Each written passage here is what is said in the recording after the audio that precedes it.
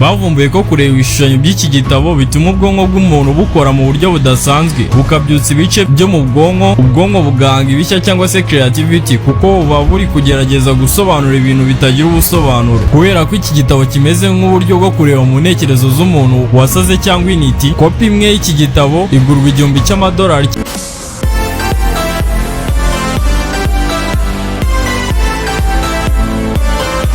Codex Serafinianus ni igitabo cyanditswe mu mpera z'umwaka w'1970, cyanditswe n'umunyabugeni w'umutaliyani witwa Luigi Serafini, ariko kugeza n'ubu ngubu kiracyafatwa nk'igitabo kidasanzwe kandi gitangaje cyane. Iki gitabo cyose kigizwe na page zirenga 360, cyanditswe mu rurimi n'inyuguti bidapfa kuboneka ahantu hamwe ku isi. Nubwo abahanga mu gusesengura amashifre cyangwa se crystopography bagerageje kugisoma no kugisobanura mu myaka 40 ishize, nta muntu n'umwe urabasha kumenya icyo amagambo arimo avuga. Iki gitabo kirimo ibishushanyo bidasanzwe kandi biteye ubwoba. Harimo ifoto y'abantu bahinduka inyamaswa, indabo ziguruka nka kajugujugu, n'imashini zidasanzwe zubatse mu bwonko bw'abantu. Luigi Serafini ubwo yabazwaga kuri icyo ashaka kuvuga muri iki gitabo, yavuze ko yashaka ko abantu bakuze bagerageza kugisoma bakumva bameze nk'abana bato bataramenya gusoma, babona ibintu byose bishya kandi bitangaje batabisobanukiwe. Kugeza kuri ubu ngubu abahanga mu by'ubwonko cyangwa se neuroscientists bavumbuye ko kureba ibishushanyo by'iki gitabo bituma ubwonko bw'umuntu bukora mu buryo budasanzwe, bukabyutsa ibice byo mu ubwonko bugahanga ibishya cyangwa se creativity, kuko buba buri kugerageza gusobanura ibintu bitagira ubusobanuro. Kubera ko iki gitabo kimeze nk'uburyo bwo kureba mu ntekerezo z'umuntu wasaze cyangwa initi, kopi imwe y'iki gitabo igurwa $1000 cyangwa se asaga $1.5 y'amafaranga y'u Rwanda, bitewe n'uburyo ari gake cyane kiboneka. Iki gitabo gifata isi isanzwe kikahindura mu buryo budasanzwe, ku buryo ushobora kumara amasaha utumbiriye ku ifoto imwe cyangwa se ureba ifoto imwe ugerageza gusobanukirwa icyo yashakaga kuvuga.